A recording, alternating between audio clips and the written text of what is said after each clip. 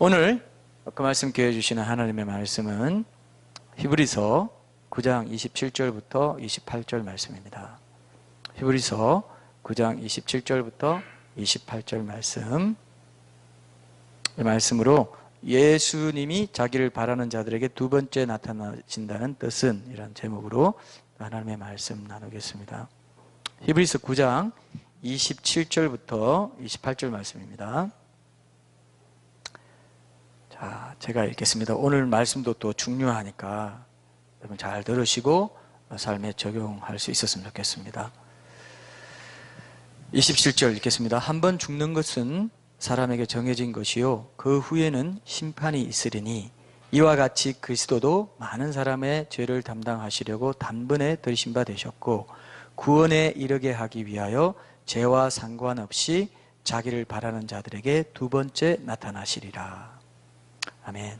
원래 이 재림과 휴거에 대한 본문으로 이런 주제를, 이런 말씀을 가지고 다루는 경우는 거의 없다고 생각됩니다. 그러나 저는 이 말씀, 두 번째 말씀, 자기를 바라는 자들에게 두 번째, 이게 또 상당히 환란 전 휴거와 관련이 있고 그렇기 때문에 이 말씀을 제가 다뤄야 되겠다 생각했는데 앞에 부분도 다뤄야 되겠다 이렇게 생각했습니다. 그래야 27절을 오늘 다루고 28절과 이런 부분들을 다음 주에 두 번에 걸쳐서 다루려고 합니다. 왜냐하면 27절 이 죽음에 대한 것도 우리가 교회가 휴거되면은 죽음을 보지 않고 이제 하나님께 끌려 올라가게 되는데 죽음에 대한 부분도 우리가 한번은 재점검할 필요가 있다. 그런 성령님께서 그런 또 마음을 주셨다고 생각합니다. 그래서 임사 체험에 대한 이 영상도 보고요. 이 영상을 보면서 또 설교의 길도 하나님께서 내주셨고 해서 우리가 한번 또 아는 부분도 있겠지만 다시 재점검하고 다시 다지면서 죽음의 문제를 한번 정리했으면 합니다. 그래서 27절은 어떻게 보면은 초림 때 오셔서 27절과 28절 초반절은 초림 때 오셔서 예수님이 이루신 일, 그죠? 그리고 이후는 재림 때 오셔서 예수님이 우리에게 이루어 주실 일을 보여준다고 생각합니다. 그래서 초림 때 이루신 일을 먼저 한번 봐야 되니까 오늘 그 말씀을 한번 보겠습니다. 자, 그 의학상으로 죽음을 체험한 사람들, 그 죽음의 체험을 임사 체험이라고 하면서 영어로는 여러분 뭔지 아세요? 영어로는 줄임말로 NDE라고 합니다. 뭐의 줄임말일까요? 입시를 준비하시는 분들이 없나요? NDE는 뭐냐면은 혹시 알아요? Now로? 그럼 내가 힌트를 드릴게요. near로 시작해요. 예, 그 다음에 야, 역시 near death experience예요. 그래서 NDE라는 의학상에 그 용어까지 생겨났어요. 실제로 의학자들이 하도 이런 현상이 많이 일어나니까. 옛날에는 왜 이런 현상이 적었을까요? 이거 아시는 분은 굉장히 머리 좋은 분이에요. 옛날에는 왜 이런 현상 NDE가 적었을까요? 의학 자체가 발달하지 않았습니다. 그래서 죽으면 죽을 병 생기면 그냥 죽고 끝났어요. 근데 지금은 어떻습니까? 심폐소생술 여러 가지 해가지고요, 사람이 거의 죽어야 되는데 다시 살아나는 거예요. 이해되시죠? 죽어야 마땅한데 살아납니다. 죽을 죄 지은 그런 건 아니고요, 죽어 마땅한 사람인데 살아나요. 죄와는 상관없습니다. 죄가 있기 때문에 죽는 건 맞죠. 죄의 삭은 사망이라고 했기 때문에. 근데 살아나는 일이 나니까 이제 의학자들이 이게 뭐야? 왜 이런 일이 자꾸 생겨? 그러면서 이제 이런 데이터를 모으게 된 겁니다. 그죠? 당연한 거예요. 의학이 발달한 지금 사는 거니까 당연한 겁니다. 이거 모아가지고 롤링스 박사나 그런 분은 책도 내고 했는데요. 거기 보면요, 이 롤링스가 무신론자였는데 어떤 인상적인 이 환자 하나가 자기가 하고 심장 이런 걸 통해서 살리고 하는데 이 사람이 갑자기 소리를 치면서 나 좀 살려주세요. 계속 그걸 하세요. 계속 뭐라고 합니까? 그 충격기. 그걸 계속 해주세요. 나 지금 지옥에 있습니다. 너무 두렵습니다. 이걸 본 거예요, 처음에. 그래가지고 이 사람이 충격받아가지고 그때부터 이런 심장 전문의가 됐기 때문에 심장병으로 죽음에 이르는 사람들 다 조사를 해가지고요, 나중에 지옥이 있다는 걸 알고 지옥을 체험한 사람이 막 나타나는 걸 알고 이 사람이 책을 쓰고 기독교인이 됐어요. 그런 얘기 들어봤습니까? 정확한 이름이요, 롤링스 박사인데 앞에 이름을 모르겠어요. 기억이 안 납니다. 실제로 이런 일이 있나 해가지고 미국에서는 이런 임사 체험만 연구하는 그런 어떤 과가, 임사 체험을 중심으로 해서 연구하는 과도 생기고 실제로 의학적인 용어가 되고 이런 일이 생겼다는 겁니다. 보통 일 아니죠? 굉장히 지금 중요한 일인 거예요. 옛날에는 알 수 없었던 게, 영혼이 있구나. 그래서 어떤 사람들은 무신론자들, 의학자들은 또 이렇게 말합니다. 그거 환영에 불과한 거야. 그냥 죽을 때 돼서 이렇게 환영이 일어나서 그렇게 기억하고 뭘 누굴 보고 뭐 이러는 거야 했는데 모순이라는 게 밝혀졌어요. 왜냐? 환영이 일어나려면 무신론자들도 동의합니다. 환영이 일어나면 뇌가 살아있어야 된대요. 근데 뇌사 상태에 있었던 많은 사람들이 그런 걸 경험한다 이거예요. 뇌사 상태, 분명히 의학적으로 뇌사 상태에 있었는데 그대로 뇌사 아닌 사람이 이런 거 경험한 것처럼 다 경험하고 얘기한다 이거예요. 그러면 뇌사하고 상관이 있어요, 없어요? 뇌하고 환영입니까, 아닙니까? 환영이 아니라 밝혀졌어요. 이게 놀라운 사실입니다. 여러분 놀랍지 않아요? 놀라운 사실이에요. 그래서 이거는 환영이 아니다. 이거는 단순한 환영이 아니라 영혼이 깨어가지고 육체와 분리되는 가운데서 영혼이 경험하는 것이다. 그리고 어떤 사람은 실제로요, 시각장애인인데 영혼이 이렇게 깨어나서 봤을 때는 모든 게 다 보였다는 겁니다. 실제 얘기예요. 제 말 안 믿으실 분들은 하여튼 각오를 하세요. 왜? 실제로 그런 체험을 하게 됩니다. 내가 이제 죽었구나 하면 뭔가 터널처럼 시커먼 게 팍 빠져나온 것처럼 팍 빠져나오는데 내가 살아났다는 걸 보게 돼요. 영혼이 있다는 걸 알게 돼요.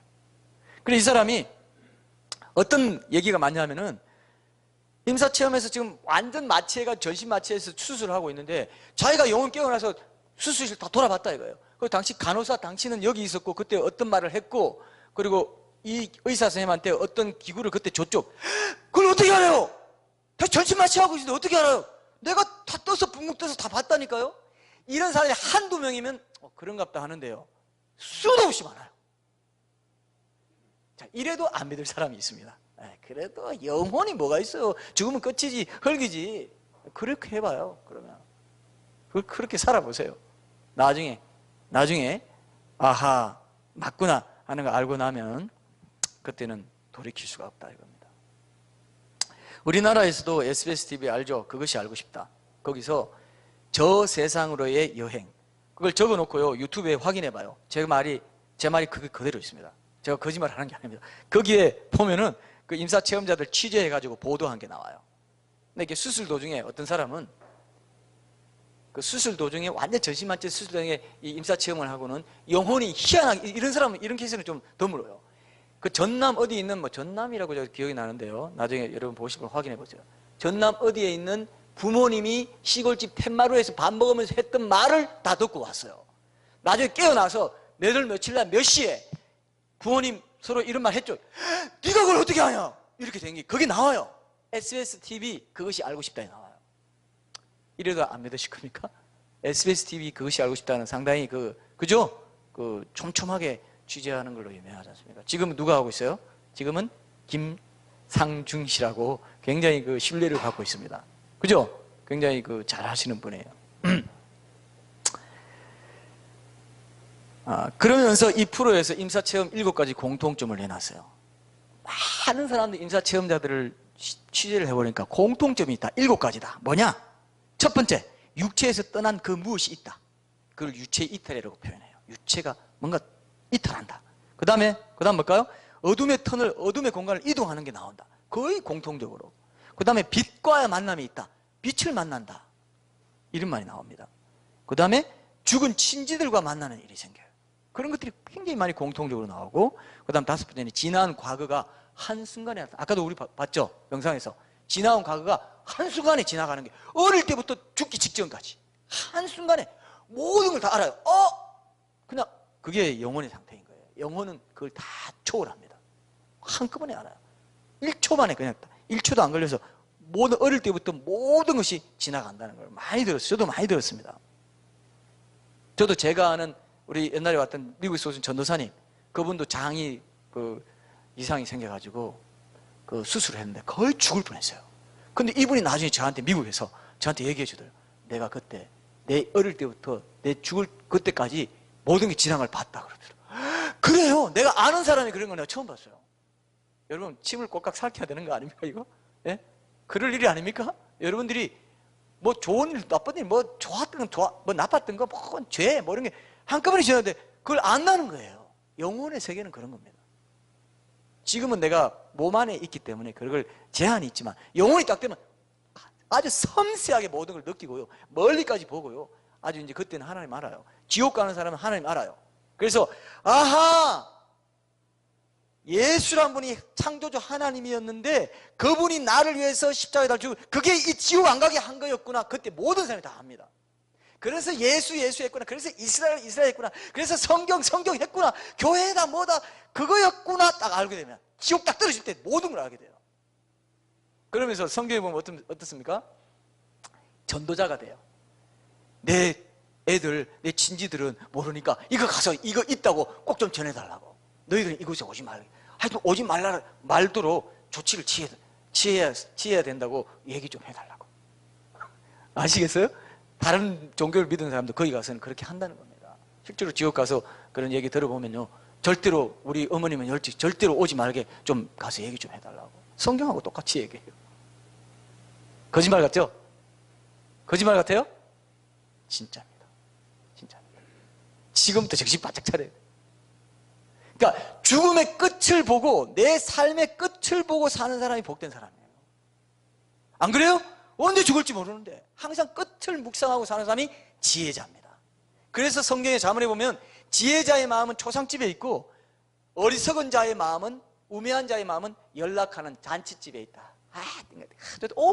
제가 이제 집에서 보통 이제 사무실 갈 때 자전거를 많이 타는데 영동대면 건너오면, 자양동이니까 영동대교만 건너오면 거기 논현동에 갈 수 있습니다. 근데 청담동을 거쳐갑니다.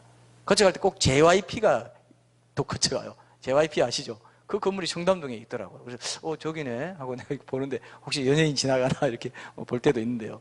근데 그 앞에 이렇게 청담 대로인지 뭔지 거기 보면 금요일만 되면 거의 12시인데 그 총각 처녀들이 그 클럽에 들어가려고 혹시 봤어요 그런 거? 장사진을 치고 막 전화하고 그래 바르고요. 그거 기다리면서 하는데 내가 지나갈 때마다 절렁 내려앉아요. 와, 이런 세계가 있구나. 다 들떠가지고 기다리고 있어요. 클럽에 들어가고 소리가 막 꽝 하고 지하에서 울리고 있고. 아니, 금요일만 되면 토요일만 되면 하여튼 지나갑니다. 일요일도 그럴지 모르겠어요. 일요일 뭐 주일은 내가 지나가본 적이 없으니까. 근데 하여튼 거기가 내가 좀 지나갑시다 할 정도예요. 막 자전거 지나가도 아랑곳도 하지 않습니다. 그랬니 뭐 하면서 와, 분위기가요. 와, 이게 뭔가 올라오는데 와, 연락하는 자의 집에 있다는 게 이거구나. 청년의 때에 창조자 하나님을 기억하라. 그랬죠? 전도서에 보면 네 청년의 때에 기억해라. 아니면 반드시 내 모든 것을 선악간에 심판할 창조자가 있다는 거 기억해라. 심판이 있다는 거. 또 전도서에 보면 그런 말씀도 있잖아요. 네가 이 땅의 헛된 모든 날에 이 땅에 사는 동안에 네 아내와 같이 즐겁게 살아. 장차 네가 들어갈 음부에는 일도 없고 지혜도 없고 지식도 없고 아무것도 없으니까 그거는 생각하고 살아라. 네가 그렇게 결혼해서 아웅다웅하고 기쁘게 자기 왜 그래 뭐 이렇게 하는 게 네가 이 땅에 태어나서 고생한 분복이다. 그게 그냥 하나님이 너에게 다 인생에게 주신 그 복이니까 그거 즐기고 살다가 음부에 가서는 일도 없고 지혜도 없고 지식도 없고 아무것도 없다는 그건 알고 있어. 이렇게 얘기합니다. 기억나시죠? 네가 장차 들어갈 음부에는 아무것도 없다. 오직 고통밖에, 형벌밖에 없는 거예요. 그런데 이걸 임사체험을 통해서 이 시대에 하나님이 드러내주죠. 왜 그럴까요? 이 과학주의 시대가 되고 과학우상주의 시대가 되면은 순박하게 믿는 사람들이 없어질 거니까 이런 증거들을 계속 보여주는 거예요. 이렇게라도 보여주면서 더 믿으라고. 더 완악해질수록 하나님도 더 많이 증거를 보여주시는 거예요. 그렇죠? 옛날에는 그래도 소박한 사람들이 많았기 때문에 뭔가 이렇게 마음이 열려서 지금은요 완전히 과학주의 우상주의 시대가 됐습니다. 과학우상주의 시대예요. 그래서 과학적인 이런 것들, 역사적인 이런 것도 보여주시고 이스라엘 회복에 대한 역사도 보여주시고 이렇게 한다고 저는 생각합니다. 자, 그래서 저는 그렇게 7가지 체험 뒤에는 그걸 좀 더 경험하면은 지옥이나 천국으로 들어가는 것도 경험하게 되지 않을까 이런 생각을 제가 개인적으로 합니다. 자, 그러니까 죽은 후에 아무것도 없고 영혼도 없고 천국과 지옥도 없다 이렇게 함부로 말하면 된다 안 된다? 절대로 안 됩니다. 죽은 후에 천국과 지옥이 있다는 것을 사람들이 다 느끼기 때문에 그 증상이 어떻게 나타나냐 하면은 죽음을 두려워하고 무서워합니다. 무서워합니다. 이게 인생에서 진짜 중대한 문제입니다. 사람들이 죽음 평소에는 안 무서워하는 것 같죠? 근데 이번에 그 계란 파동이 일어나는데 계란 파동이 왜 일어났습니까, 여러분? 왜 계란 문제가 됐죠? 왜 문제됐어요?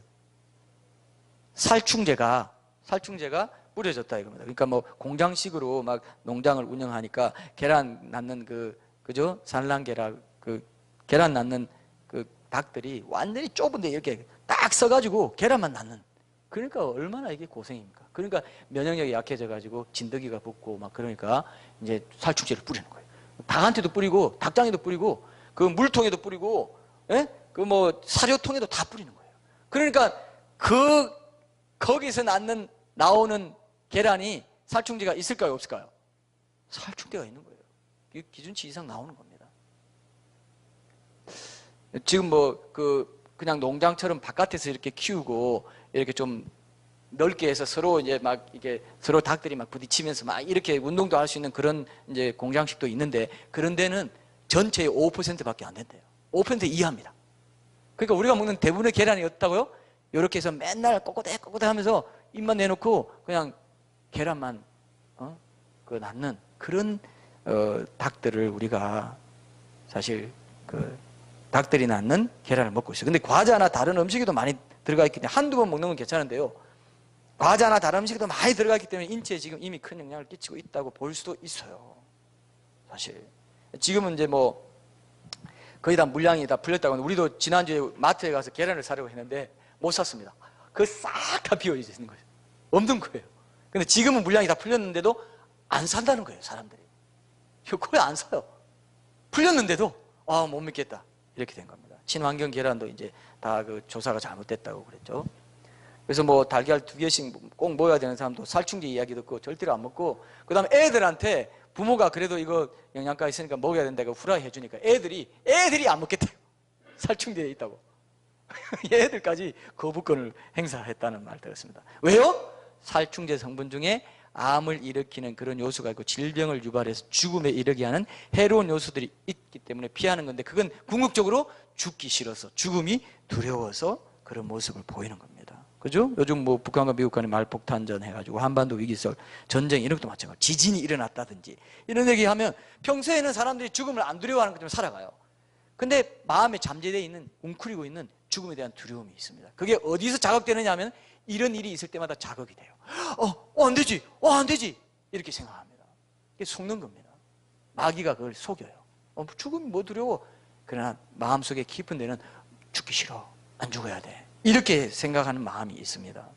그래서 여러분, 제가 이전에 한번 소개해드린 히브리서 2장 있죠? 2장 14, 15절 한번 봅시다. 이게 죽음에 대한 유명한 말씀이죠. 히브리서 2장 그 앞에 2장 14, 15절 말씀 한번 보겠습니다. 히브리서 2장 14, 15절 말씀 제가 한번 읽겠습니다. 우리가 9장 27, 28절 읽었는데 좀 앞에 보면 이 말씀이 있습니다. 전부 죽음을 두려워한다고 그랬죠. 자녀들은 혈과 육에 속하였음에 그도 또한 같은 모양으로 혈과 육을 함께 지니심은 죽음을 통하여 죽음의 세력을 잡은 자 곧 마귀를 멸하시며 또 죽기를 무서워함으로 한평생 매여 종로로 타는 모든 자들을 놓아주려 하심이니. 사람들이 생계를 위해서 막 애를 쓰는 것도요, 무슨 직업을 갖고 생계를 가져야지 하는 것도 사실은 그 밑에 들어가 보면 내 굶어 죽어야 되는 거 아니야, 나 아무 돈도 안 벌면 나 당장 굶어 죽는 거 아니야, 이 죽기를 무서워하기 때문에 한평생 종로로 탑니다. 생계 때문에 다른 거 그냥 죽음 이후에 어떤 중요한 하나님의 가치, 영적인 가치 이런 거 다 팽개쳐버려요. 죽기 싫어가지고. 근데 죽기 싫은 그 원인을 제거하시는 분이 하나님인데도 그 하나님은 내팽개치고 당장 두려워하는 이 육신적인 이 두려움을 해소시키려고 한평생 죽음의 종로로 타는 사람들이 대다수예요. 그렇죠? 세상 사람들 다 뭡니까? 다 생계 때문에 애들 다 키우고 우리 굶어 죽는다 해가지고 거기에 매여 있는 거죠. 한평생 매여 종로로 타는 것입니다. 자, 제가요 한번 이 죽음을 묵상하다 보니까 이런 걸 알았습니다. 죽기를 섭섭해하거나 아쉬워하면은 맞아요. 죽는 것을, 왜냐하면 가족과 단절되는, 사랑하는 가족과 단절되죠? 죽으면. 그 다음에 뭡니까? 또 어떤 거 있어요? 또 어떤 거 있어요? 또 이 세상, 정말 좋아지고 있는 이 세상을 좀 더 즐기고 좀 더 누리고 살아야 되는데 이 세상과도 작별해야 되니까 섭섭하다, 아쉽다 이러면 정상적인 겁니다. 그죠? 그건 맞아요. 근데 두려워한다. 아, 난 죽는 게 두려워. 아, 무서워. 아, 나 죽으면 안 돼. 이렇게 생각한다는 게 이게 영적인 뭐가 있는 겁니다. 이게 뭐 영적인 뭐가 있는 거예요. 여러분, 사람 죽고 나면 사람으로 안 치는 거 아시죠? 그죠? 사람이 죽고 나면 뭐라고 해요? 사람이 죽고 나면 시신이라고 하죠. 시체라고 하죠. 시신이 더 높은 말입니까? 시체보다? 시신, 몸신자 아닙니까? 그죠? 몸체 똑같은 말이에요. 자, 시체라고 합니다. 사람이라고 하네요. 사람이란 말 자체에 살아있다는 뜻이 있어요. 사람이란 게 살아있다는, 그 살아있는 존재라는 뜻이 있습니다. 우리나라 말로요. 그래서 이 아무리 사랑하는 가족이라도 죽고 나면은 더 이상 사람이 아니에요. 더 이상 이제 죽었는데도 막 시체 끌어안고 그런 사람 있죠? 집에 놔두고 살자, 우리 아들 죽었다. 혹시 그런 사람, 그런 드라마 봤나요? 그런 드라마 있습니다. 죽었지만은 내 아들이야. 아니요. 이제 관계가 끊어집니다. 죽고 나면은 관계가 끊어지기 때문에 시체라고 하고 사람, 살아있는 존재라고 하네요. 왜? 영혼이 떠났기 때문에. 영혼이 그 몸 안에 있을 때만 다른 사람과 관계를 맺을 수 있어요. 그렇죠? 인격적인 존재가 됩니다. 그래서 시체는 뭐라고 합니까? 시체를 가리켜서 1명, 2명, 3명, 4명 하는 사람 있어요? 그런 사람 봤습니까? 뭐라고 해요? 시체를 가리켜서는 어떻게 세요? 구라고 세요. 한 구, 두 구. 시체 69가 발굴됐습니다. 그럽니다. 살아있는 사람 납치된 거 그 트럭에서 꺼집어내면 뭐라고 합니까?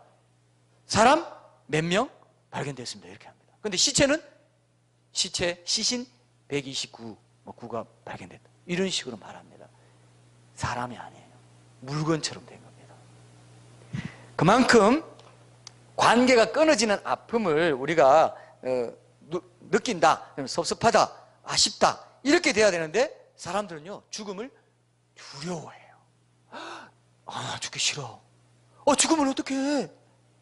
뭐야? 왜 그럴까요? 9장 27절이 답입니다. 심판이 있다는 걸 본능적으로 느껴요. 예감합니다. 예감해요. 동물은 안 그래요. 동물은 그냥 살아있으면 본능적으로 살려는 거지 이유도 없어. 그냥 본능적으로 안 죽으려고 바삭거리는 거 그거밖에 없습니다. 죽음을 묵상하면서 여러분 고양이가, 강아지가 죽음 묵상하는 거 봤습니까? 내가 죽고 난 이후에 어떻게 될까? 두려워하는 거 봤습니까? 그럴 일은 없습니다. 절대로 없어요.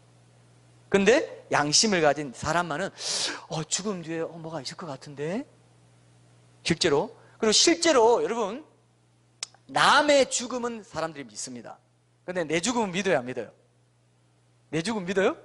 안 믿는다고 저 자매님이. 안 믿죠, 당연히. 내가 왜 죽어요? 왜 내가 안 죽는다고 생각하냐면요, 실제로 안 죽기 때문에 그래요. 실제로 안 죽어요. 나는 아까 봤죠? 죽는 순간 바로 영혼이 진짜 내가 살아나요. 진짜 내가 이제 영혼이 진짜 이 실체였다는 걸 알고 몸 껍데기 죽어있네? 이게 내 아였구나. 그러면서 유일하게 내 얼굴을 입체적으로 보는 데는 내가 죽고 나서 입체적으로 봅니다. 한 번 더 거울로 보는 건 입체적으로 보는 게 아니에요. 이것도 평면으로 보는 겁니다. 근데 내가 영혼이 돼가지고 만져봐요. 코가 이랬고 얘가 누구야? 나도 여기 있는데 얘는 누구야? 아주 낯설게 볼지도 몰라요. 왜? 처음으로 입체적으로 처음 봤거든요. 코가 높은 산처럼 딱 돼 있고 이런 존재였구나 내가. 눈은 감고 있어요. 나는 눈 뜨고 있는데. 이게 영혼입니다. 그래서 그 영혼이 안 죽어요. 내가 이 의식, 내가 생각하고 느끼고 이 모든 감정을 안 죽는다는 걸 내가 알기 때문에, 영혼이 죽지 않고 흙으로 돌아가지 않는다는 걸 알기 때문에 내 죽음은 안 믿겨요. 나는 안 죽는다 생각합니다. 실제로 안 죽기 때문에 그렇습니다. 그래서 더 두려운 거예요. 안 죽을 것 같은데 정말 흙으로 돌아가면 사실 편합니다. 영면했다, 그냥 잠잔다, 영면, 그냥 흙으로 돌아가다 무덤으로 들어갔다 하면은 걱정하지 않습니다. 동물이 그래요. 동물은 죽으면 그냥 흙으로 끝납니다. 그런데 사람은 하나님의 형상의 양심을 갖고 있기 때문에, 영을 갖고 있기 때문에 영원히 살아요. 그래서 자기가 안 죽는다는 걸 알기 때문에 죽음이 두려운 거예요. 뭔가 있을 것 같은데. 그래, 심판이. 여기 보세요. 9장 27절 뭐라고 되어 있습니까?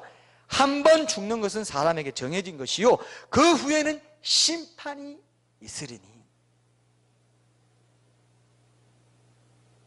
이 말씀이 증거가 됩니다. 단적인 증거입니다. 그래서 이 두려움이라는 것은 이 자살 폭탄과도 같아요. 자살 폭탄을 안고 죽음에 들어가는 것 같습니다. 그게 터집니다. 그걸 내가 영원히 지옥에서 형벌받는 그때를 보여주는, 그 현실을 깨트려서 보여주는 그게 그 증거가 두려움이에요. 뭔가 죽으면 안 되는데, 죽었는데 뭐가 있을 것 같아. 이건 폭탄과도 같습니다. 이거 해결해야 돼요. 창조주 하나님과 죽기 전에 단판을 지어놔야 됩니다. 내가 죽은 뒤에 구원받을 건지 천국 갈 건지 지옥 갈 건지 이거를 성경을 통해서든 하여튼 창조주 하나님이 누군지 알아내가지고 그 창조주 하나님과 만나가지고 나 분명히 창조주 하나님이 하란 대로 죽음의 문제를 해결했습니다. 내 죽고 나서 엉뚱한 소리 하면 안 돼요. 이렇게 말해야 돼요. 그래요 안 그래요? 그게 구원이에요. 그게 구원입니다. 어떤 신학자는 이렇게 말하더라고요. 내가 지금 그동안 쭉 성경 보고 다 본 결과 사람은 구원의 여부를 죽고 나서야 알 수 있는 것 같다. 이렇게 얘기한 걸 제가 봤어요. 어느 글에서. 그럼 돼요 안 돼요? 죽었는데 실컷 교회도 다니고 했는데 죽었더니 지옥이야. 창조자님 하나님이 어떻게 된 겁니까? 내가 평생 교회 다니고 지금 따랐잖아요. 어떻게 지옥에 가 있습니까? 이런 일 있으면 돼요 안 돼요? 있으면 안 되는 거예요. 돼요 안 돼요? 안 되는 거예요. 임사체험 이런 거 다 알고도 죽은 뒤에 어떻게 내 영혼이 어떻게 될지를 내가 예상하고도 살아있는 동안 대비를 안 했다. 확실히 보증을 받지 못하고 죽었다. 이것보다 더 어리석은 게 없다니까요. 이해되시죠? 이게 없으면 아무것도 없는 겁니다. 이게 제일 중요한 거예요. 그런데 천국 지옥을 요즘 교회들이 많이 얘기 안 한다는 게 너무 아픈 것인데, 어쨌든 이걸 얘기해야 돼요. 요즘 이 땅에서 잘 살고 뭐 이런 것만 가지고 타종교회 하나처럼 이렇게 돼가는 분위기가 있기 때문에 다시 한번 여러분들에게 이걸 제가 분명히 말씀드립니다. 굉장히 중요한 것입니다. 굉장히 중요한 것입니다. 자, 근데 지금 그 윤회선이나 불교나 이런 데서는 뭐라고 합니까? 천국 지옥이 천국 지옥이 있다고 합니다. 모든 종교에서 다 천국 지옥이 있다고 해요. 모든 이슬람교, 불교, 힌두교, 뭐 신화든지 무슨 원시 종교도 다 천국 지옥이 있다고 합니다. 그건 일반 은총 차원인데 불교와 힌두교는 교묘하게 죽음을 없앴어요. 어떻게 없었냐? 윤회설로 사람이 죽어도 다시 살아나고 죽어도 다시 살아나고 계속 이게 영혼이 계속 간다는 거예요. 자, 근데 여기는 뭐라고 했습니까? 한 번 죽는다 했죠. 그죠?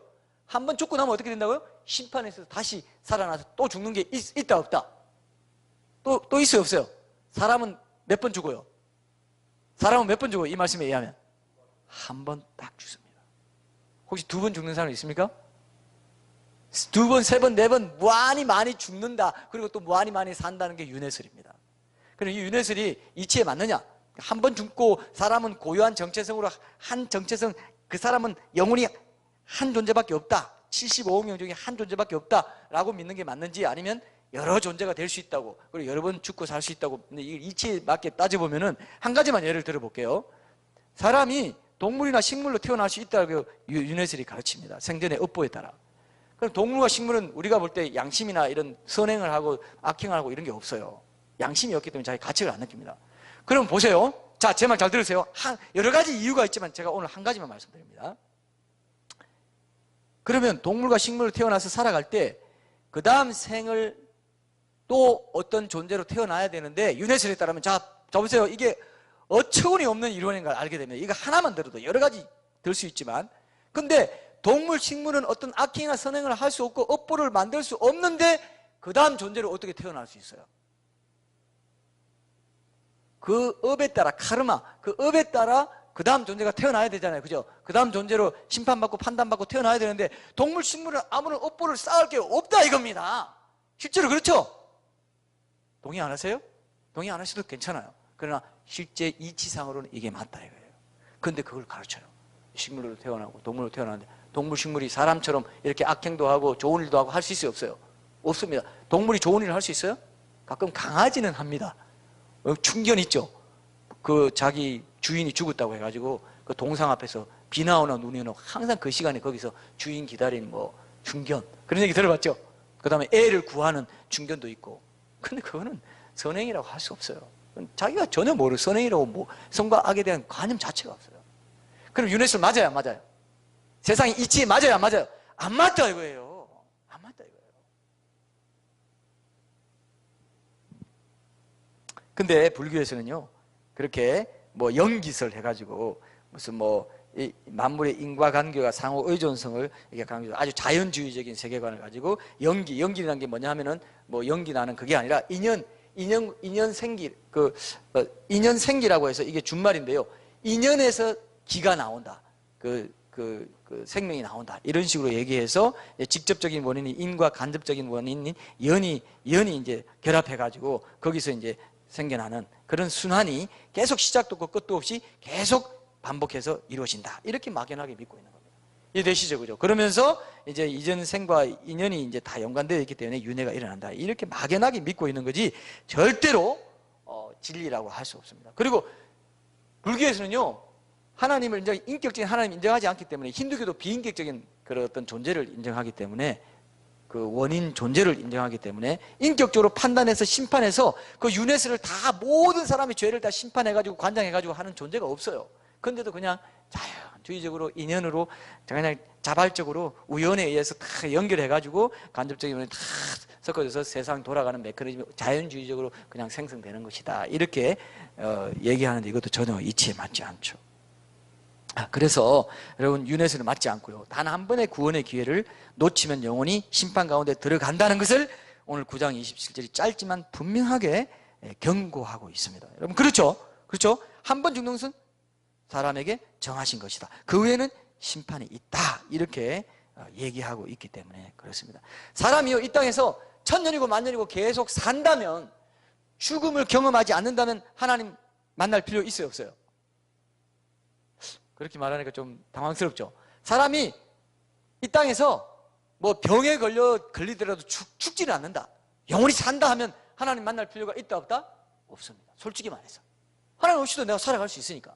내가 죽기 때문에, 내가 태어난 것도 내 뜻으로 태어난 게 아니고 죽는 것도 내 뜻으로 안 죽기 때문에 창조자가 보내고 데려간다는 걸 알기 때문에, 그걸 인식한 사람이 창조자 하나님께 나아가서 내가 왜 사는지, 내가 왜 이 땅에 살다가 죽는지에 대해서 해답을 얻으려는 게 종교적인 활동입니다. 그 종교 중에 진짜 종교가 하나 있다는 거죠. 창조자 하나님이 저자인 종교는 유일하게 기독교밖에 없죠. 성경이죠. 우리는 그렇게 믿고 있는데요. 그래서 반드시 죽기 때문에 죽기 전에 단판을 지어놔야 돼요. 자, 여러분, 제가 한 가지 중요한 거를 말씀드릴게요. 이렇게 단판을 짓고 죽지 않으면 모든 사람들은요, 자살한 사람 말고, 자살한 사람은 능동적으로 죽습니다. 근데 그 사람은 영원히 진짜 지옥 가요. 왜? 살인하고 회개할 기회를 얻지 못하는 게 자살입니다. 그죠? 자기를 죽이고 회개할 기회를 못 얻는 게 자살이에요. 근데 자살한 사람 말고요, 자살도 죽는 것보다 사는 것보다 죽는 게 낫다 해서 어쩔 수 없이 죽은 거죠. 좋아서 죽는 사람, 여러분, 자살 좋아서 죽는 사람 혹시 보신 분 있어요? 나 자살 너무 하고 싶어, 기뻐, 이 땅에 사는 게 너무 기뻐서 자살한 사람 있어요? 없죠? 그것도 어쩔 수 없이 자살, 죽는 건 맞는데, 의미적으로 보면 그렇지만, 자, 모든 사람들은 수동적으로, 강제적으로 자신을 원치 않는데 어쩔 수 없이 죽습니다. 맞습니까? 혹시 아니라 하시는 분 있어요? 혹시 아니라 하시는 분 있어요? 어쩔 수 없이 죽죠? 어쩔 수 없이 죽죠? 제가 대상을 잘못 지적했네요. 절대 대답하지 않는 사람에게 제가 물었습니다. 어쩔 수 없이 죽어요. 어쩔 수 없이 죽어요. 그죠? 근데 보세요. 어쩔 수 없이 죽기 때문에, 죽음을 당하게 되기 때문에, 그렇게 죽고 나면 자신이 원치 않는 환경 가운데 떨어져도 그것을 그대로 받아들일 수밖에 없습니다. 제 말 알아들었습니까? 어쩔 수 없이 죽기 때문에, 그렇게 죽음을 당하기 때문에, 그렇게 죽고 나서 자신이 원치 않는 환경 가운데 떨어진 걸 발견해도 어쩔 수 없이 받아들여야 된다 이거예요. 그게 죽음입니다. 그게 아까 보셨죠? 여러분 태어날 때 내가 태어나면 이런 산과 강이 있고 해가 있고 이런 도시가 있고 부모님이 있고 이런 집들이 있고 이런 걸 예상하고 태어난 사람이 있어요? 없죠? 죽을 때도요, 죽을 때도 내가 스스로 한 게 아니기 때문에, 죽을 때도 죽은 뒤에 세계를 내가 예감하지 못합니다. 그죠? 죽을 때도 똑같아요. 태어날 때도 똑같아요.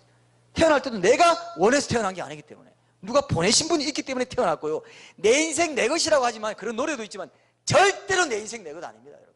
내 몸도 내 몸 아니에요. 왜? 내 몸이면 내가 다 고쳐야죠. 병 안 들게 해야죠. 그죠? 부모님 몸도, 부모님이 내 몸 주인도 아니에요. 하나님만이 내 몸의 주인이고 내 인생의 주인입니다. 그죠? 창조주 하나님이 내 인생의 주인이에요. 이미. 왜? 나를 이 땅에 보내신 분이 하나님이시고 나를 때가 되면 거두어 가실 분도 하나님인데, 이 땅에 살면서 내 뜻대로 사는 그것이 반역이고 배신이고, 그것이 구원을 영원히 놓치게 되는, 모든 사람이 지금 하나님을 찾아야 되는 게 마땅한데, 자기 인생 자기 게 아닌데도 하나님이 제 인생의 주인이 자기라고 생각하고 사는 게 바로 내 삶의 주인이 주님이십니다. 내가 나 인생의 나의 주인이 되고 하나님이 되는 게 안 믿는 사람들이고요. 내가 내 인생의 하나님이 아닙니다. 주인은 따로 있습니다. 내 삶의 주인은 창조자 하나님밖에 없어요. 예수님밖에 없어요. 그게 믿는 사람이에요. 이해되시죠? 딱 결론이 나잖아요. 그럼 죽은 뒤에 하나님이 책임져 주시는 거예요. 그게 구원이에요. 그게 천국이란 말입니다. 지옥은 뭐냐? 자기가 자기 삶의 하나님이 되고 주인이 된 사람이 하나님과 영원히 분리되는 장소로 가는 게 지옥이라고요. 알겠습니까? 이해되시죠? 클리어하죠? 내가 내 인생의 주인이 전혀 아닙니다. 근데 내 인생의 주인이란 거예요. 내 인생은 나의 것. 옛날 사람들은 이 연들이 알 텐데, 혹시 아십니까? 아세요? 굉장히 제 세대와 비슷해야, 아, 역시 하여튼 저랑 하여튼 비슷한 세대가 있어서 다행으로 생각합니다. 내 인생, 그건 누가 불렀어요? 가수 이름을 아시면, 예? 이진관? 이진관? 아닌 것 같은데요? 예. 어쨌든 내 인생 나의 것 아니고 내 몸도 내 거 아니에요. 그럼 병 나면 내가 들어가지고 뭐 로보캅처럼 뭐 끼워 맞추고 나사 좀 해가지고 다 해야죠. 부모님 것도 아니에요. 부모님 병 나면 그럼 애들 다 해가지고 고쳐줘야죠. 의사 것도 아닙니다. 의사는 그 법칙을 알아가지고 거기에 맞게, 법칙에 조금만 틀리면 안 돼요. 하나님이 세워두신 창조의 법칙에 조금만 틀리면 못 고쳐요. 근데 법칙을 알아가지고 더 연장시키는 것밖에 없지 살릴 수는 없습니다. 생명을 연장시키고 생명을 줄 수는 없어요. 이게 정말 큰 문제입니다, 여러분. 그렇기 때문에 정상적인 사람은, 지혜자는 초상집에 있고 죽음을 늘 생각하고 죽음을 예비하는 사람이고, 아까 어리석은 사람 제가 아까 그랬죠? 젊은이들 그러면서 연락하는 집에, 즐기는 집에 있다고 했습니다. 그리고 즐기지 말라는 게 아닙니다. 즐길 수 있지만 그게 삶의 가치관이 되는 사람들입니다. 그거밖에 없어요. 이 세상이 전부입니다. 시편 39편에 한번 봅시다. 시편 39편 4절부터 7절까지 보면은 죽음 앞에서 인생이 얼마나 허망한지를 얘기하고 있어요. 제가 한번 읽어볼게요. 시편 39편 4절부터 7절. 여호와여, 나의 종말과 연한이 언제까지인지 알게 하사 내가 나의 연약함을 알게 하소서. 주께서 나의 날을 한 뼘 길이만큼 되게 하심에 나의 일생이 주 앞에는 없는 것 같사오니 사람은 그가 든든히 서 있는 때에도 진실로 모두가 허사뿐이니이다. 진실로 각 사람은 그림자같이 다니고 헛된 일로 소란하며 재물을 쌓으나 누가 거둘는지 알지 못하나이다. 주여, 이제 내가 무엇을 바라리요? 나의 소망은 누구에게 있다고요? 주께 있나이다. 이건 내 삶의 주인이 주님이다. 이 고백이에요. 이게 신앙 고백입니다. 아니, 다른 게 아닙니다. 그래서 말씀대로 순종하고 살아라, 성경 읽어라, 성경 말씀대로 순종해라 하는 겁니다. 네 뜻대로 살면 망한다.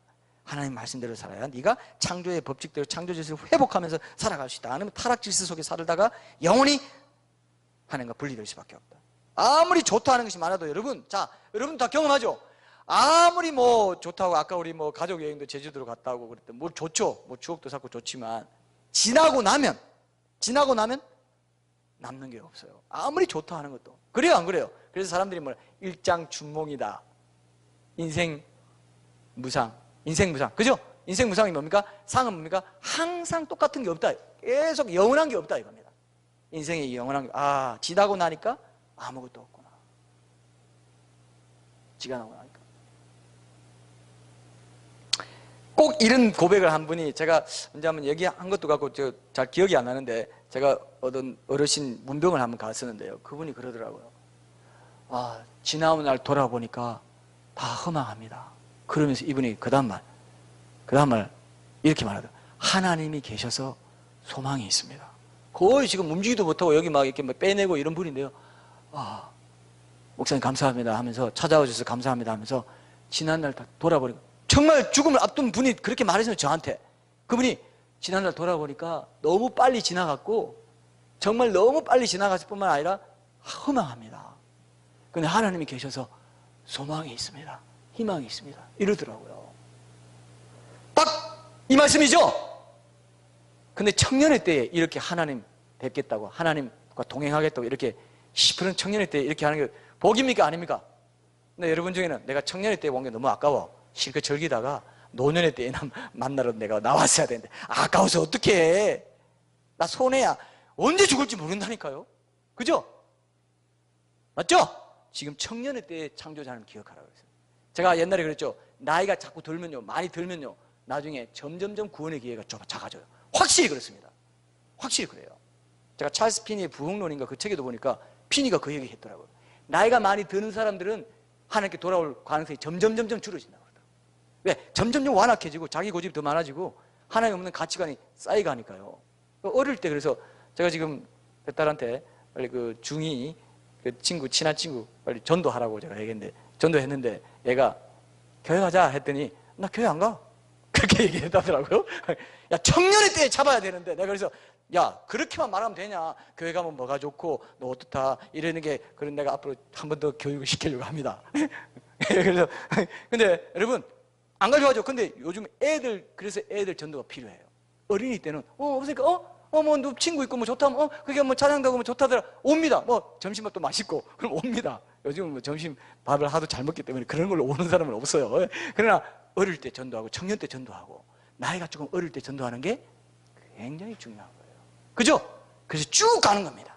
내 삶의 주인은 주님, 나는 천국이야. 천국은 하나님이 계신 곳입니다. 이 땅에서 하나님 맛본, 하나님과 동행하고 하나님 계신 것을, 임재를 누리는 사람이 가는 거예요. 근데 이 땅에 하나님 무시하고 자기가 자기 삶의 주인이라고 생각했던 그 사람들이 지옥에 가는 겁니다. 그래서 여러분, 자 보세요. 우리가 결론을 한번 맺어볼게요. 그러면 하나님께서 어떤 죄를 위해서 예수님이 돌아가셨나 하면은 바로 이 교만의 죄를 위해서 돌아가셨어요. 이게 오늘 결론입니다. 제일 중요합니다. 창세기 1장부터 쭉 보면은, 3장에 보면은 첫 사람 아담이 어떤 죄로, 여러분 어떤 죄로 하나님께 죄를 지었다고 봅니까? 어떤 죄의 그 본질이 뭐라고 생각하세요, 여러분들은? 자, 오늘 이게 결론, 이걸 잘 알아야 여러분들이 적용할 수 있어요. 예? 예? 뭐라고요? 아, 그렇죠. 네가 이거 먹으면은 하나님과 같이 돼가지고 선악을 알 줄 안다 하니까 하나님의 주권을 딱 선포하고, 선악과를 주권을 선포하고, 너는 이 선악과 밑에 있다. 내 주권 아래에 있는 거야. 내 말이 거기에 걸려있으니까 내 말을 지켜. 내 말대로 순종해야 네가 참된 내 백성으로 살아갈 수 있다. 국민, 영토, 주권으로, 주권이 이 말에 걸려있다. 이렇게 했는데 그 말을 어겼습니다. 그래서 그게 뭐냐면 교만입니다. 하나님 없이 살겠다 이거예요. 하나님 없이 내 삶의 주인이 내가 돼가지고 나의 하나님이 내가 돼가지고 살겠다 이겁니다.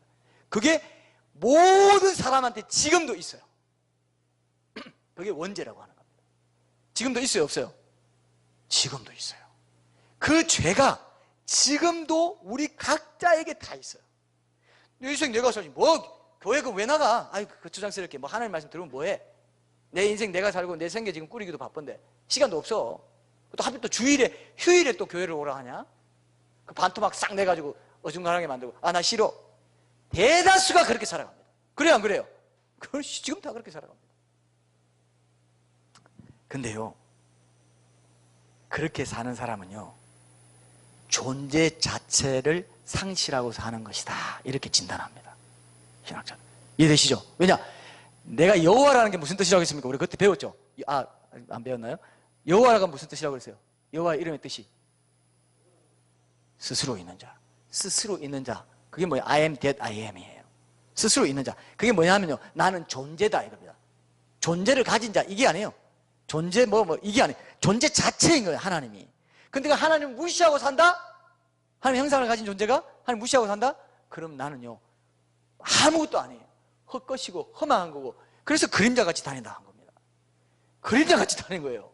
하나님 안 믿고 자기가 자기 주인이 된 거는 뿌리가 없는 나무가 뿌리가 싹둑 잘려져 가지고 말라 비틀어져 가고 있는 중입니다. 점점 늙어가면서 결국은 아무것도 없지. 아까 그 노인분이 말씀하신 것처럼 허망합니다. 그러나 하나님이 소망이 있습니다. 이렇게 된 거예요. 똑같이 늙어가지만 하나님 있는 사람은 날마다 새로워요. 영혼이 새로워지고 영혼이 천국을 향해 가고 있습니다. 똑같지만요, 늙어가는 건 똑같지만 완전히 달라요. 완전히 달라요. 존재를 존재로부터 멀어진 참된 존재, 최고의 존재, 최고의 가치를 거부하고 살아가는 게 그 첫 번째 그 원죄, 그 범죄입니다. 그것이 가장 큰 죄입니다. 예수님이 돌아가신 건요, 예수님이 죄를 지고 돌아가셨다는 건 그 원죄와 함께 내 자범죄, 그 원죄가 반드시 해당됩니다. 그렇기 때문에 예수님을 구주로 영접한 사람은 반드시 내 삶의 주인으로도 모셔야 진짜 구원이라 이거예요. 그렇습니까 여러분? 그래요 안 그래요? 예수님은 내가 내 죄 다 용서해 주시고 내가 믿음 고백했는데 나 이제 천국 티켓 땄어. 그게 구원이 아니라 이겁니다. 왜?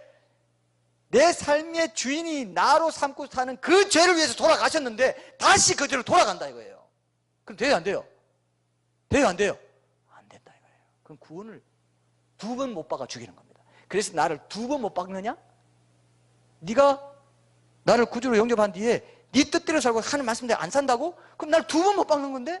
그건 아니야. 이렇게 말한다 이거예요. 이해되시죠? 그 교만의 죄, 그 원죄를 위해서 돌아가셨어요. 제일 큰 죄입니다 그게. 그 다음에 그때까지의 자범죄를 위해서 돌아가셨어요. 그리고 모든 인류의 죄를 위해서 돌아가셨기 때문에 회개만 하면 계속 용서받고, 항상 우리가 뭐 어떤 죄가 있어서 무슨 죄 때문에 우리가 어떤 그런 그 하나님의 구원의 요건에 미달되는 일은 없습니다. 주님이 용서해 주셨기 때문에. 그게 굉장히 중요한 구원의 핵심입니다. 보통 기독교인들이 사람들에게 전도할 때 뭐라고 합니까? 하나님 앞에서 당신 죄인입니다. 그러면 내가 뭐예요? 막 교도소 갈 지은 것도 아닌데 내가 왜 죄인이냐고, 이 재수 없이 뭐야 이거 무례하게. 그래요 안 그래요? 그래요 안 그래요? 맞습니다. 교도소 갈 죄는 안 지었어요. 근데 무슨 죄를 지었습니까? 하나님 창조자님, 이 모든 거 보니까 하나님 살아 계신데도 불구하고 내가 이거 우연히 된 거 아닌가 알면서도 하나님 없어. 내가 내 인생 내가 사는 거야. 내 몸도 다 내 것이고 내 인생 내 거야. 내 시간, 내 은사, 내 물질, 모든 거, 에너지 다 내 거야 라고 생각하고 살아가는 그것이 죽을 죄입니다. 이렇게 되는 거예요. 이해되시죠? 내 삶에서 어떤 올바른 도덕적인 규정들을 위반하는 그 행위를 말하는 게 아니에요. 죄는 이미 큰 죄, 신, 이거는요 그 죄가 아닙니다. 사람들이 야 너 죄인이야, 나 어떤 거 잘못했고 나 한번 훔쳤고요, 도둑질도 했고 거짓말도 했고 그랬는데 나 죄인 맞네. 큰 죄를 모르는 거예요. 그죠? 하나님 뜻대로, 하나님 무시하고 하나님을 향해 가지 않고 돌아서서 자기 뜻대로 살아갔던 그 죄가 제일, 요즘 말로 뭐 조폭들의 말로 하면 대빵죄입니다. 대빵. 제일 그게 죽을 죄예요. 그 죄 때문에 지옥 갑니다. 그 죄 때문에 지옥 가요. 거기서 모든 죄가 다 나왔어요. 죄의 뿌리는 뭐라고요? 그 교만의 죄입니다. 하나님을 내 삶의 주인으로 모시고 내가 내 삶의 주인이고 하나님에 대해서 살고 싶다. 네가 하나님과 같이 돼가지고 선악을 알 줄 다 판단하고 남 판단하고 비판하고 이런 것도 다 그 하나님이, 자기가 하나님이 됐기 때문에 그렇습니다. 생명과를 먹지 못하고 선악과를 먹고 사는 사람들입니다. 신앙을 가진다고 하면서 선악과를 먹고 사는 사람들이 많이 있죠. 그죠? 자, 그래서 하나님과 같이 되려는 마음에서 죄가 시작되었기 때문에 이제 그 마음을 내려놓고 내가 아닌 주님이 나의 하나님이 되는 삶을 시작하는 것이 구원의 시작입니다. 그래서 구원이라는 게 뭐냐면요, 자, 제가 이제 구원을 정의하겠습니다. 구원은 뭐냐면요, 이렇게 가던 사람이 이렇게 가는 거예요. 자, 알아들었습니까? 이렇게 쉽게 얘기했는데도 못 알아듣는 사람이 있으면 안 됩니다. 자, 이렇게 가던 사람이 이렇게 가는 거예요. 그 자체가 구원이에요. 하나님 향해 돌아선 거, 그게 구원의 시작이에요. 구원인 겁니다. 그게 그 자체가 구원인 겁니다. 근데 사탄은 어떻게 속입니까? 야, 그게 구원이라고? 그게 구원이야. 너 꼴을 봐라. 네 꼬라지를 봐. 네가 하나님 자녀라고? 계속 참소합니다. 나는 분명히 내 세상으로 가든 내 중심의 삶을 가든 데서 돌아서서 하나님께로 향해 가고 있습니다. 그럼 구원이거든요. 그게 구원이에요. 근데 거기서 부족한 것도 있고 연약함도 있지만 그 자체가 엄청난 성령의 역사가 없이는 있을 수가 없는 일을 이미 구원을 이루고 나는 가고 있는데, 자기가 얻은 것인데 마귀가 참소합니다. 야, 네가 도덕적으로 너 깨끗하냐? 너 도덕적으로 깨끗해? 너 죄 짓잖아. 너 연약하잖아. 그건 구원하고 관계없습니다. 어떻게 보면. 자, 이건 다른 측면에서 보는 겁니다. 이미 구원은 뭐라고요? 하나님이 내 삶의 주인이 된 걸로 내가 영접하고 그걸 인정하고 고백하고 하나님께로 향해 가는 방향이 하나님께로 된 그 사람이 지금 구원받은 거거든요. 그래서 구원으로 가고 있는 것입니다. 구원받은 상태로 가고 있는데 마귀는 야, 너 연약하고 너 도덕적으로 문제가 있잖아. 이런 죄들이 많잖아. 그렇게 자꾸 참수한다. 그러면 이런 게 확실히 자꾸 떨어지면서 이게 연관이 있습니다. 그래서 거룩하게 순종하면서 살고 큰 문제가 해결됐기 때문에 그 위에 자잘한 것들을 해결하라고 이제 순종하고 살아가는 건데 큰 문제는 해결됐어요. 그걸 하지 못하면 양심이 갇히게 돼가지고 확신이 떨어지고요. 점점 마귀의 참수를 받잖아요. 진짜로 구원의 확신을 잃고 진짜 구원 못 받게 돼버려요. 희한하죠? 제 말 들었습니까? 그래서 하나님께 방향을 튼 사람은 반드시 말씀에 순종하는 사람도 이어져야 된다. 안 그러면 그 구원을 자기 스스로가 나 하나님 자녀 아닌갑다 하면서 실제로 세상으로 다시 돌아가는 사람도 있고, 성경에 보면 다시 세상으로 돌아갔다 그러죠. 돌아가는 사람도 있고 버리는 사람도 있습니다. 실제로 마귀가요 그걸 참수하는 거예요. 자, 제 말 잘 들으십시오. 이거 굉장히 중요합니다. 실제로 우리는 구원을 받았어요, 안 받았어요? 하나님께 향하면 그 자체가 구원이에요. 엄청난 겁니다. 그게 여러분 마음에 다 하는 데한 소원이 있어요, 없어요? 있어요, 없어요? 하나님께 더 이게 구원이, 그건 세상 사람은 절대로 가질 수 없는 마음입니다. 이미 성령이 역사한 거예요. 이미 하나님 자녀를 삼아주시고 하나님이 끌어당겨 주신 겁니다. 근데 그 이후에 그래서 성경에는 계속 하나님 말씀 순종하라, 말씀 뜻대로 살아라, 이렇게 해라 저렇게 해라 계속 그 말 하잖아요. 행함의 열매를 거둬라 계속 하잖아요. 왜? 그게 온전 구원 들고 떨림으로 너희 구원을 이루는 그 삶이 그것이기 때문에. 안 그러면 방탕하고 살고 그냥 이제 구원 티켓 따놨으니까 나는 적당히 살아도 돼, 그럼 큰일 나는 거예요. 향해 가는 삶의 그 필수적인 그 코스라는 것입니다. 순종하는 삶. 왜? 내 삶의 주인이 내가 아니라는 걸 알기 때문에 내 뜻대로 살지 않고 하나님 뜻대로 내 삶을 살아가겠다고 결심한 사람들이기 때문에. 그죠? 하나님 말씀에 듣고 순종하면서 사는 그런 예배자의 삶을 살아야 된다 이겁니다. 회심 이후의 신앙생활이 얼마나 중요한지 모릅니다, 여러분. 그죠? 그렇습니까? 안 그렇습니까? 중요해요, 안 중요해요? 정말로 중요하다는 것을 여러분들이 꼭 기억하십시오. 그래서 제가 지난주에 시사교자하면서 얘기했죠. 신자가 하나님 앞에서 꾸려가는 거룩한 삶이라는 것은 하나님 향해 점점 더 가까이 나아가는 방향과 관련된 존재적인 삶이지 문자 그대로 도덕적인 죄가 하나도 없는 그런 상태가 아니다고 얘기했습니다. 내게 연약함이 아직 남아있다고 해서 하나님 자녀가 아닌 게 아니라는 걸 꼭 기억하고 마귀의 거짓말에 속으면 안 돼요. 야, 아니야, 나는 지금 좀 연약하고 이런 실수도 하고 했지만 난 다시 일어서서 하나님께로 향해 간다, 이렇게 하면서 계속 가야 확신과 기쁨과 소망이 생기면서 다시 여러분들이 정말 하나님 앞에 전적으로 신뢰하는 삶을 더 살아갈 수 있어요. 이해되죠? 그죠? 이걸 오늘 결론으로 삼을게요. 그래서 여러분들 교만을 버려야 돼요. 이게 제일 큽니다. 이걸 적용하세요. 교만을 버려야 돼요. 내가 내 삶의 주인이고 난 하나님께서 살아갈 수 있어. 귀찮아. 뭐 꼭 그렇게 해야 돼? 이런 걸 버리세요. 겸손히. 교만은 지옥이고 겸손이 천국이에요. 겸손이 구원입니다. 맞습니까, 여러분? 겸손. 그게 겸손. 그게 진짜 겸손이지. 아이고, 예, 오셨어요. 무시무시. 그게 겸손 아닙니다. 거짓 겸손이에요, 그런 게. 그런 사람 있죠? 예, 집사님, 예. 이게 겸손 아니에요, 그거. 여기 가짜. 그래서 그 성경에 나오죠. 거짓, 일부러 겸손. 일부러 겸손하는 거. 그거 다 가짜다. 진짜 겸손은 뭡니까? 내 삶의 주인은 통째로 내가 아닙니다. 하나님입니다. 그렇게 고백하고 예배하고 그분과 친밀한 교제를 쌓기 원하고, 지금 우리가 그런 삶을 살고 있어야 돼요. 왜? 죄를 해결해 주고 이제 죄와 상관없이 자기를 바라는 자에게 두 번째 나타나시는, 그럼 우리는 그분을 바라고 있는 우리는 어떻게 살아야 돼요? 죄와 상관없이 이제 예수님이 그런 죄를 지고 우리 죄를 처리해 주고 그게 아니에요. 이제는 너는 돌아섰지? 돌아섰으면 죄와 상관없이 이제 거룩을 향해 나아가는 삶을 살아라. 그러면 내가 두 번째 나타날 거다, 이 얘기입니다. 그죠? 그 부분은 우리가 다음 주에 결론적으로 더 그 부분을 더 환란적으로 얘기하고 결단하는 시간 갖겠습니다. 찬양하고 결단하죠.